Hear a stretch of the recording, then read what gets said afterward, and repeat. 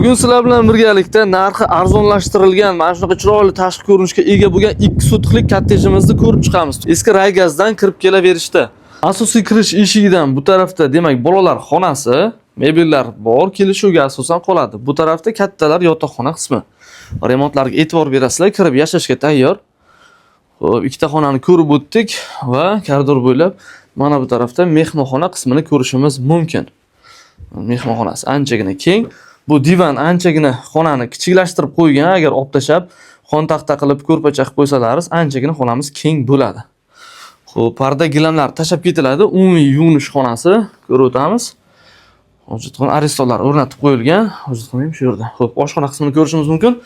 Garnitura bor. Bu garnitura tashab ketiladi. Faqat mana mebel olib ketiladi oshxonadan. Televizor kelishuvga asosan.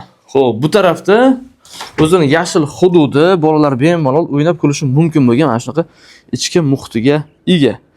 Tashqi qismini yana bitta kadrni sizlarga qo'yib ko'rsatib o'tib ketamiz. Standart holatda turibdi. Xonadonimiz narxi yengillashtirib, savdolashib qo'yildi. 495 million so'm, barakasiga yana ozroq o'tib beriladigan holatda. 2 xonali kvartiraning ham puli bo'lmayapti. Kimga ushbu xonadonimiz qiziq bo'ladigan bo'lsa, Karmana tumani Chuqur bozordan kiraverishda Raygazdan ozroq ichkariga o'tganda 2 sotixlik kottejlarni menimcha ko'pchilik bilsa kerak. Kimga ushbu xonadon qiziq bo'ladigan bo'lsa, pastda qoldirilgan raqamlarimizga qo'ng'iroq qiling. Navoiy uy baraka kanaliga obuna bo'ling. Ana shunaqa savdolashtirilgan holatdagi arzon narxdagi hovli kvartiralarni doimo kuzatib borasiz.